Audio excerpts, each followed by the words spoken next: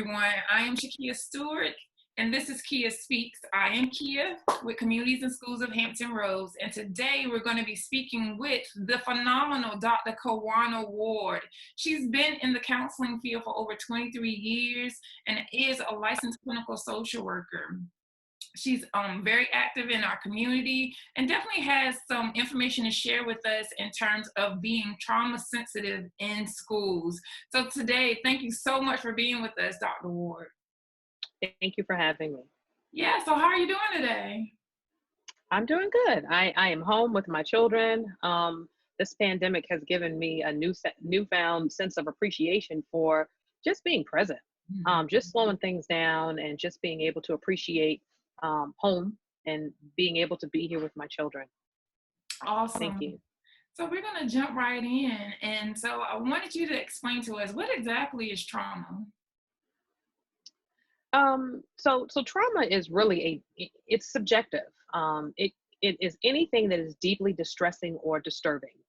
For many, when we think of trauma, we think of someone who has post-traumatic stress disorder, someone who's endured something horrific, such as physical violence or sexual violence, and all those things can be trauma. But trauma also could be someone experiencing a move, someone's experiencing a car accident, someone experiencing a medical emergency. So trauma really is subjective. And again, it's anything that would have a profound impact on a person that registers as deeply distressing or disturbing. Okay. And so when we're talking about trauma in terms of schools, now with communities and schools, we deal with a lot of issues that are school-based. Sometimes it has things to do with what happened in the home. And so prior to COVID-19, there were issues. How do you think things are going to be post-COVID-19 when we're talking about kids, schools, teachers, and what has been happening here recently in the world? Yeah, that's a great question. You know, COVID-19, coronavirus disease 2019, as the technical term or technical name of it, is really just changing the dynamics of family life. You know, here in the Hampton Roads, most of the schools or all of the schools are closed. Most daycares are closed, and that leaves children without access to group activities, sports teams, or even playgrounds. And then you have the stay-at-home order that results in parents either working remotely or being unemployed while having to homeschool and care for younger children. This pandemic really is stressful to most of us because there's no clarity on how long it will last. And for many people, just trying to keep their kids busy at home, it's a daunting task. And then if you combine that with communities that are either low income or have crowded households, that challenge is really exacerbated. So COVID-19 has serious implications on children in the average household, because evidence will show that even violence and vulnerability increases when school is out. We typically have higher rates of child abuse and violence in the home during times of their school closure. And, simply just the impact of COVID-19 itself, it increases parental stress, it increases the risk of child abuse and family violence, and it really also challenges our capacity for tolerance and long-term thinking. Yeah. So I know with communities and schools, we were already helping students through mental health issues and cutting and suicidal ideation.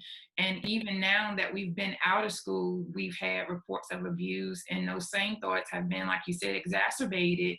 And so how important will this work be now more than ever? Oh, yeah. So again, as our nation is threatened by COVID-19, this decreases our feelings of safety and our feelings of trust. And for many, COVID-19 is traumatic. While we're all living in increased stress, this really also could be a time of hardship. This time of hardship could also be an opportunity for us to come together and have some creative opportunities.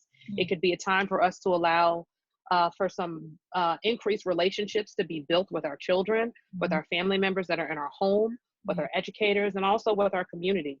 So, what we do know is that COVID-19 is not the first virus to threaten humanity, and nor will it be the last. But during this quarantine, this may be an opportunity for us to reflect on ways that we can learn and even to apply values and principles of trauma sensitive and trauma responsive care to those around us.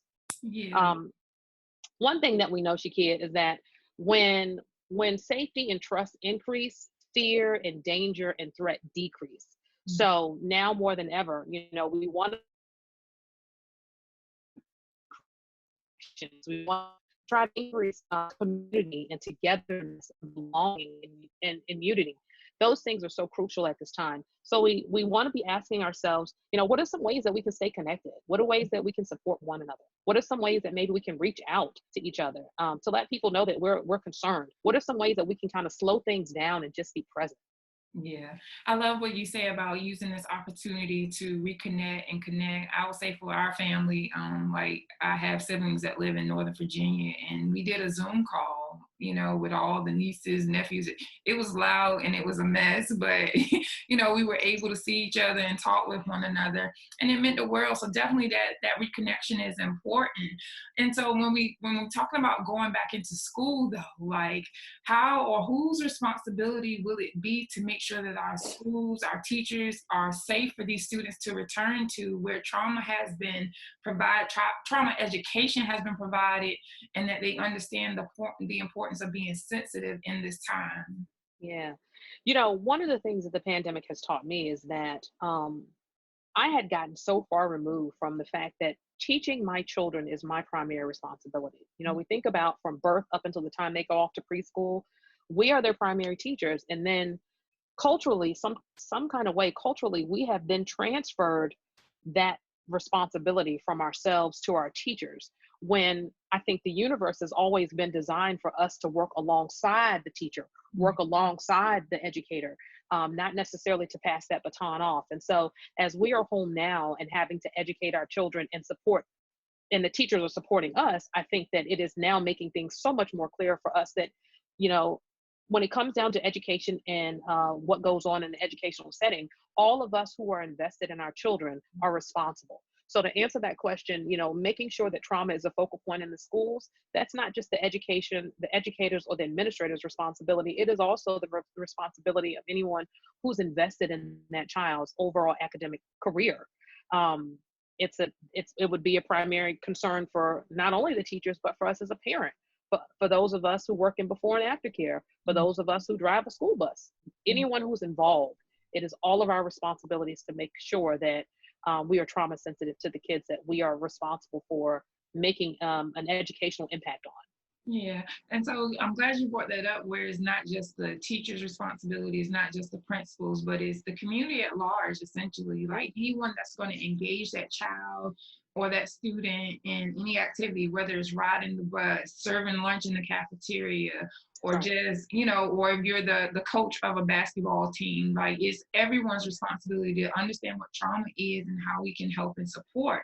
So what would a trauma sensitive school or environment or community look like? Wow. Well, I think that trauma sensitive schools look like us being present and intentional in all the interactions that we have with each other. It looks like every interaction being an intervention. We don't have to be a therapist to be therapeutic. You can create a trauma sensitive school by being culturally humble, by being responsive, and by acknowledging how our own experiences and thoughts impact and influence our interactions that we have, not only with the students, but for those around us. When I think about a trauma sensitive school, I like to use 4 R's. And the first R would be to realize that there's a widespread impact of trauma and stress and adversity, and understand that there's a path for healing and recovery. The second R would be to recognize. We want to be able to recognize the signs and symptoms of trauma, not only in the students, but in the staffs and for all of those involved in that system. The third, we want to be able to resist. We want to be able to resist any activities that would be re-traumatizing to not just, again, a student, but anybody involved in that system. Right. Trauma sensitive schools are committed to reducing instead of inducing trauma. And fourthly, I think we would want to respond. We'd want to respond by fully and meaningfully integrating and embedding and infusing knowledge about trauma into our policies, into our procedures, into our practice, into our language, into the overall culture of that school setting. The thing we have to remember is that, there needs to be respect and expectation and acknowledgement that the journey to becoming and sustaining trauma sensitive school environment, it's complex. It's slow, it's dynamic, it's evolving. At times it can be messy and multi-layered. And so therefore it does require work. It requires skill, it requires time, shared vision, investment, sensitivity, adaptability, and so much more. Right. But it also requires, the biggest thing is commitment.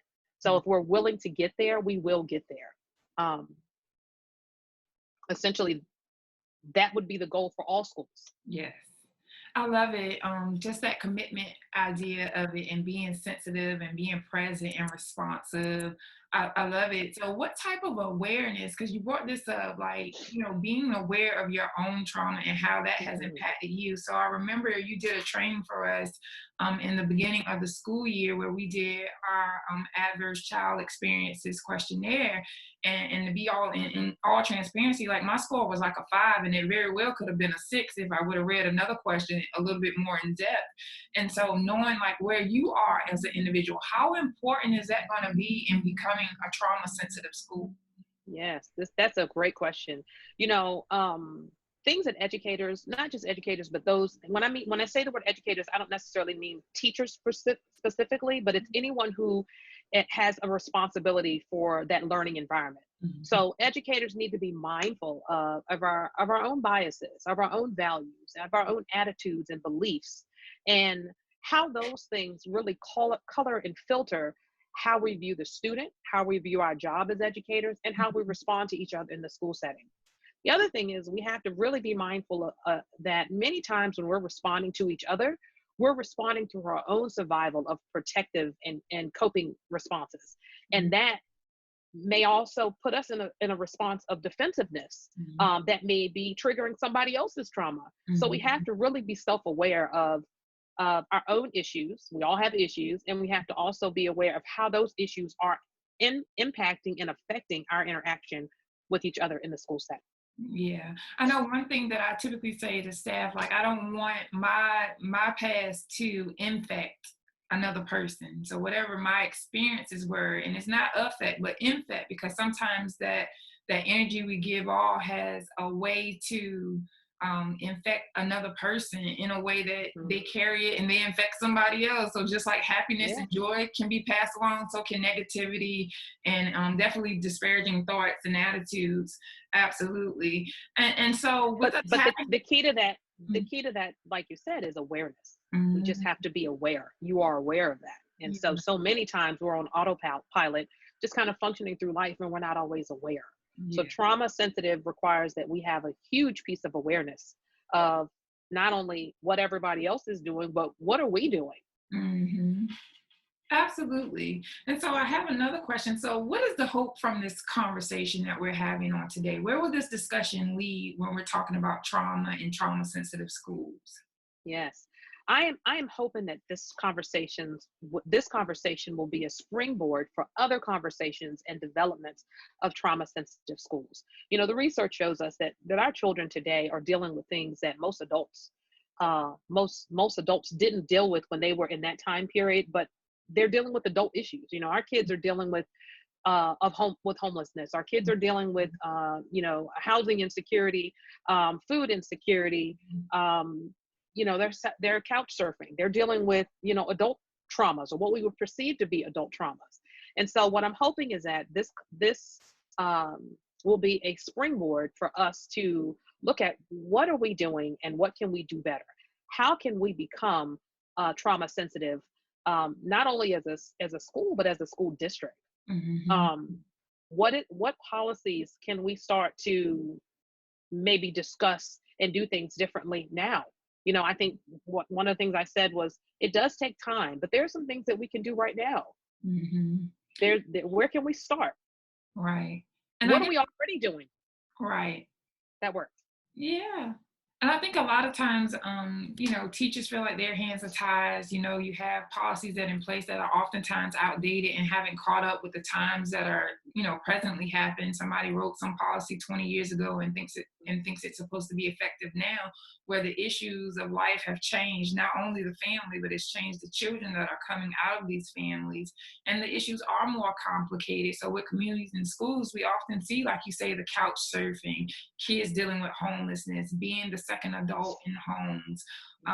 Sometimes there's molestation that has happened when they were younger, and now they're at this age where they don't know what to do with those types of emotions. So I think it's imperative now that, yes, we have the discussions. And so after the discussion, will you be like offering training? Will there be training available for people who are interested and really want to be impacted by this so they can be helpful and not hurtful? Yes. So we will have a training that we'll use a virtual platform, and we'll be co-facilitating it with Communities and Schools of Hampton Roads on May 7th at 11 a.m. And so there you can register for the event on Eventbrite using the tag Trauma Sensitive Schools for Educators. We'll also have it posted to the Blakey Weaver Counseling Center website, as well as Communities and Schools of Hampton Roads website. And you can go into Eventbrite and register. And then the event will be live on May 7th at 11 a.m. Yeah, so please go and register, get involved with this trauma sensitive. I know trauma sensitive, or being informed about trauma sensitive care. And so I know it's something that everybody is talking about as far as trauma, but please go and register. It's absolutely free. Like, you have the opportunity to learn in the privacy of your home. You're not in the classroom, you'll be at home. So if you feel like the conversation is a little bit too heavy, guess what? You can cry because it's just you in the house, and you can have this experience with us, but also be better as we return back to work and back to our normal lives as time permits. And so, Dr. Ward, I thank you so much for being with us today. I really appreciate the information you shared. I can't wait for May 7th at 11. And I look forward to everyone that's going to participate. Thank you so much, Dr. Ward. Thank you. Thank you for having me. It's my pleasure. All right. Thank you so much, and you have an awesome day. Thank you for watching us today. And this was Keya Speaks.